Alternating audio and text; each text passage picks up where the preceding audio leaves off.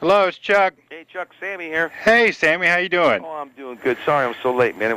I'm behind like a mother. It's okay, man. It's okay. I had the opportunity to interview at the Sunken Garden Theater in June of '99 when you played there, and the same day, the Spurs championship that night. Oh, that's right. We went in that little booth out in the audience there. Right. Yeah, I totally remember that now. I mean, I remember that show, but now I actually remember the interview. Yeah, we were in the booth, and I tried to get you to make some Wabaritos, and didn't have all the ingredients. So that kind of leads me to my first question. Tell me about the marketing campaign for Cabo Wabo tequila on the upcoming Hagar and Roth tour. Well, Dave had a real problem. When we started trying to put this tour together, Dave had a problem with Cabo Wabo because Cabo Wabo sponsors everything I do. I own the company. It's like me. It's like if it's Sammy Hagar, it's Cabo Wabo. So, and he knows that. So he didn't want Cabo Wabo to be the sponsor of the tour or involved in any way. He wanted to keep it as far away as possible so it didn't become the Sammy Hagar show, which it is anyway. I don't know what's wrong with this guy. So normally it would be, Cabo Wabo presents Sammy Hagar, David Lee Roth. So now it's just, whoever presents Sammy Hagar and David Lee Roth. But Cabo Wabo is just, at the venues, if they are allowed to sell hard liquor at the venues, the Cabo Wabo has we have this big environment. It's a big old blow-up Land's End. It's the arch, the mountain with the arch in it, and then the big lighthouse next to it, the Cabo Wabo lighthouse, and a 30-foot blue Cabo Wabo tequila bottle. And if you can't see that, then you don't need a drink, okay? Okay. But you should be able to see that from anywhere in the venue and know that's where you go buy the Cabo Wabo and get the margaritas and the shots and things like that. And we're having, radio contests and stuff to where people get to sit on stage in my bar because my stage, like everyone that's seen it, show knows that I carry the Cabo Wabo around with me. We got 50 people to sit on stage, 4 waitresses that are worth the price of admission in themselves, and a couple bartenders and 21 cases of Cabo Wabo, and some soft drinks, and we serve the people and myself drinks all night while I play. I remember that. You know what I mean? We're doing some of those contests, and I actually got to be on stage. That's what the Cabo Wabo promotion is for this tour. We're just going around, Dave, and we're not presenting the show, but we're taking over the show. I understand. That's what has to be done. Yes, sir. One more question on the Cabo Wabo tequila. I recently read a business article where the bottle in the liquor stores will become $7 cheaper per bottle because you had reinvested some money into the company. That's right. How does that work? I mean, I'm trying to get into your business practices here, but how does that work? Here's the way it works. I own this little factory in Mexico. We put this tequila in bottles in Mexico, and then there's a company in America called Wilson & Daniels that imports it. I can't do it. Liquor, you can't even walk across the state line with more than 2 bottles in your hand. There's all these laws. So they have to import it into America. So I sell it to them for a certain price. And then once it's in America, then they sell it to distributors in every state, every city, practically every town has their own individual distributors.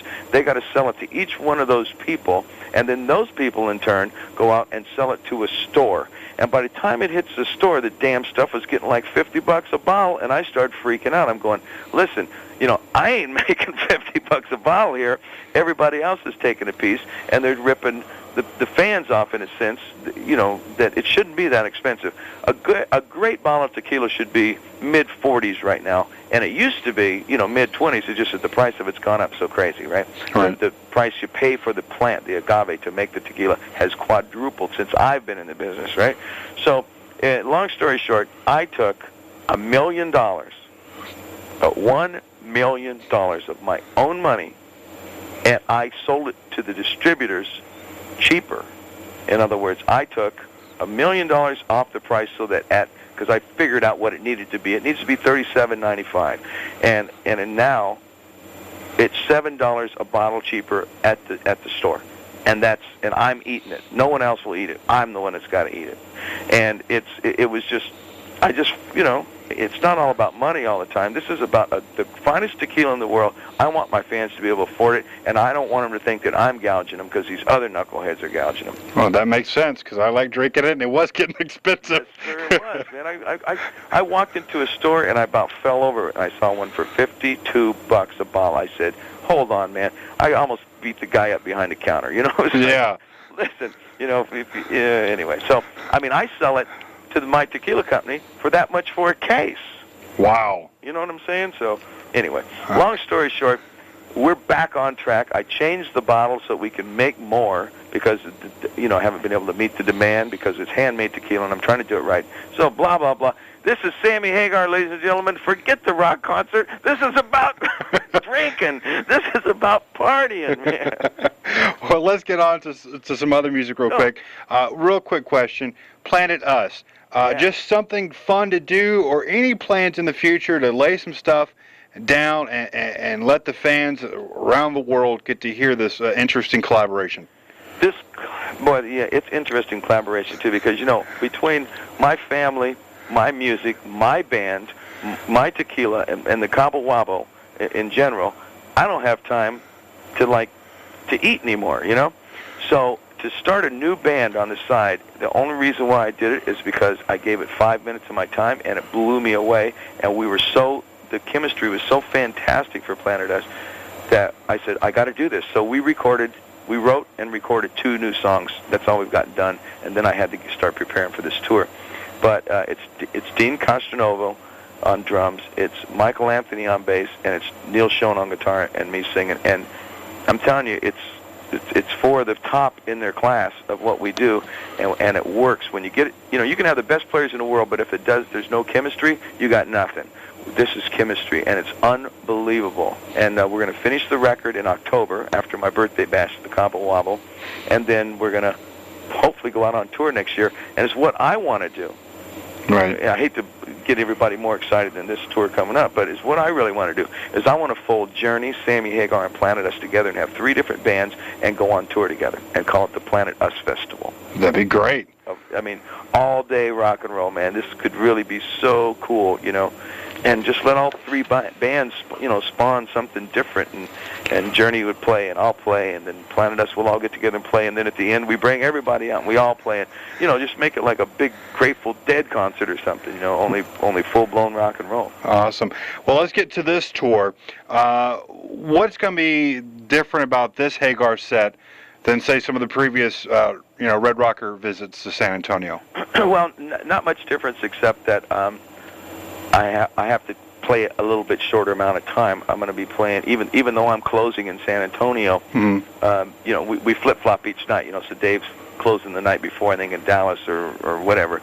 But I'm closing in San Antonio, and but it still doesn't matter. We get to play an hour and a half each, and so that's the only difference is I just have to trim about an hour out of my set. Everyone knows that when I do an evening with, I play 2.5 hours, so I can't do that.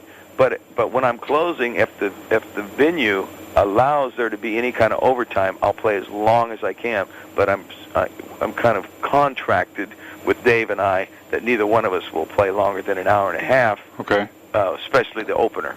Right. The guy that opens, if he plays longer, then it screws up the second half of the show. So when you're opening, you got to be more careful. When you're closing, if it's legal and there's not penalties or they don't take you to jail or something, right. then I'll play longer anytime I can. But I've redesigned the Cabo Wabo. My stage has still got, like I said, the 50 people on stage and all that. But we've got a big screen of 40 by 60 foot screen that we're going to show video things on and things that. It changed my club up, man. I had to redecorate. But I still got those waitresses and the bartenders and the people on stage and, and all the crazy paintings all throughout my stage, the whacked out Mexicano art, and right.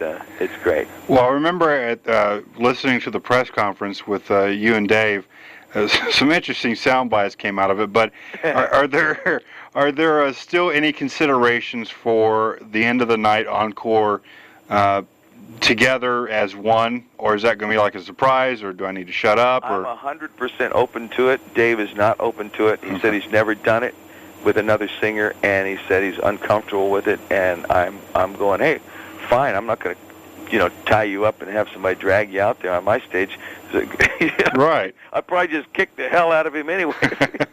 Well, that kind of leads me to my next question, and I don't want to put you or make you say anything you don't want to say, but are there any worries about the tour? And, I love Dave to death and been a fan of both y'all's forever, but we know Dave has a little bit of an ego.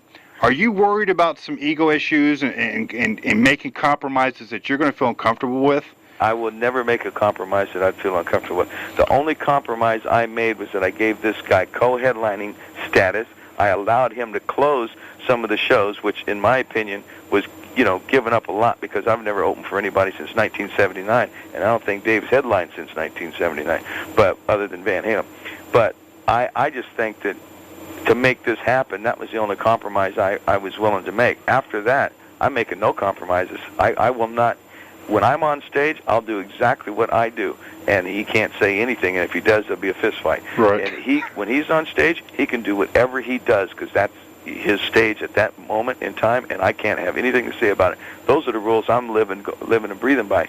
And if his ego gets jumped up because one of the nights that I'm opening, he walks out on stage and people start going, Sammy, Sammy, Sammy during his show, that's not my problem. Because that's where your ego gets messed with, okay? Yeah. And I don't see people chanting Dave, Dave, Dave when I'm up on stage. And if they wanted to, go ahead, man. I'll even stop playing and let you get it out, Yeah. No. Before one of my fans comes over and slaps the hell out of me. What's your set list going to be like? Half and half, a little bit more Van Halen, or? Yeah, I call it a third, but it's really more like 60-40. It's about 60% Sammy Hagar, Montrose, One Way to Rock, I Can't Drive 55, Heavy Metal, Three Lock Box, Eagles Fly. I got to do those songs. And then of course, the Van Halen hits, Right Now, and Finish What You Started, and Top of the World, and, Why Can't This Be Love? I got to play those songs, and I'm fine with that. Dreams, the great Van Hagar era tunes. And then, I got to do Moss Tequila and Little White Lie and some of the stuff that I've done since I left Van Halen. Right. And I'm trying to squeeze it all in, folks. Let me tell you, usually I'm up there talking as much as I'm playing. I'm going to have to cut some of the jabber out to get the music in. So I hope that doesn't disappoint anyone, but don't worry, I'll get my licks in. One last question for you. Tell me about High Maintenance. Oh, Lord have mercy. What, are you on the internet all day or something? I'm the news guy here. My job is to know stuff like High Maintenance. Oh, man, you are in. That's the most inside thing. I played 3 nights at the world-famous Fillmore Ballroom here in San Francisco, and with my band, the Waboritas. We wanted to play Cinco de Mayo. To me, is as much a holiday as 4th of July. Okay, I'm a Mexican at heart. You're right. I mean, I live in Mexico. I got a club in Mexico. I own a tequila company, for God's sakes.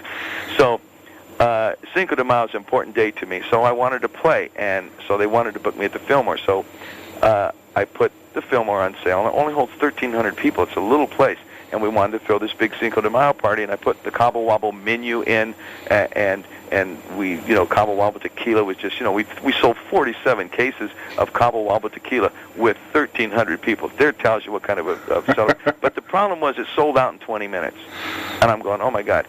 So my fans were lined up for days to get in, and so they called me like an emergency, like at 10 o'clock in the morning. They called me at 10:20 and said, Sammy, it's sold out. Can you play Monday and Tuesday, or just at least Monday? I said, sure. I'm laying here in bed going, okay, I'll do it. So anyway, we ended up doing 3 nights. I don't like playing 3 nights anywhere because you feel like you can't do the same show anywhere near the same show. I do anyway, because half the people are the same damn people, Mm-hmm. And so I called Michael Anthony. I said, Mike, why don't you fly up, and we'll see if Dean and Neil could come up and Planet Us. Maybe we'll play part of the 3rd night. Well, so Mike said, sure, I can do it, but then Neil and Dean couldn't because Journey was out on tour. So I ran into Lars Ulrich, my buddy, down at the grocery store, and I said, hey, Lars. He goes, hey, you're playing a Fillmore. Can I come? I want to come and see you. I'm going, to hell with just coming. Why don't you just, bring a pair of drumsticks and jam with me? He goes, oh, I'll get Kirk to do it. I said, okay, fine. So him and Kirk called me up, and they said, we want to rehearse. We've learned the whole first Montrose record. And I'm going, come on over. So they came over to my house, and we rehearsed. And when they came to my house, this is where the name came from. They brought about 10 roadies. I'm going, no, wait a minute, you guys. This is my house. I got all the equipment. It's all set up. I'm all ready to go. I got a couple of roadies here.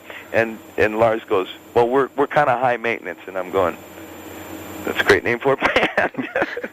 So we called the band, nicknamed it High Maintenance. And that night at the Fillmore, Michael Anthony came out and joined my band for about a 45-minute Van Halen set. And then I brought Lars and Kirk out, and Mike played bass, and we did about an hour Montrose set. It was unbelievable. There were pictures on the on the Metallica website, I guess. Yeah, that's where I saw the pictures. Yeah, it was. I'm telling you, it was one of those magical moments, Chuck. If anybody that was there would probably tell you, it went beyond music. It became just this big, phenomenal event. Yeah, I mean, especially if you like all the members involved, that's just a phenomenal.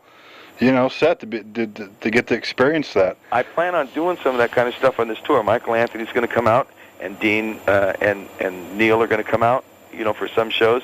And when I, come out for encores, a lot of times I'll bring somebody out and we'll rip it up. But I feel kind of bad for Dave when I do that kind of stuff. It's going to be hard enough without those people on Dave. Well, Dave's got his own issues. I'll just be honest with that. You know what? You nailed it, Chuck. I don't have to worry about Dave, right? Yeah, but bring Michael, and during your set when you come to San Antonio, maybe I'll help pay for his airfare or something. I would kill to see that, man. You got a deal, man. I'll give Mike your number. You guys can work out the arrangement. That's fine. I'll figure something out. I'll refinance my house. It don't matter to me. I don't care. Mike should be able to take care of his own arrangements. Right? Yeah, he should be. I've bought enough of the albums. He should be doing okay. Okay, well, Sammy, I thank you for your time. My pleasure. San Antonio rules. I can't wait to put my feet hit that river walk, man. Walk up and down there, just smelling the place, scarfing the best Mexican food in all of the United States here. Well, north of the border. Best Mexican food north of the border, and some great rock and roll. Peace and love. I can't wait to see my people out there. And we will see you very soon, and hopefully I get to talk to you out at the venue. Adios, amigo. Thanks, sir. Bye. Outside the boundaries of their phony world of kicks is the ever-present possibility of discovery. This must be avoided at all costs, for discovery brings with it the penalties of society. Shame, arrest, prison. Forget it, man, and get with the countdown. Shake this square world and blast off for Kicksville.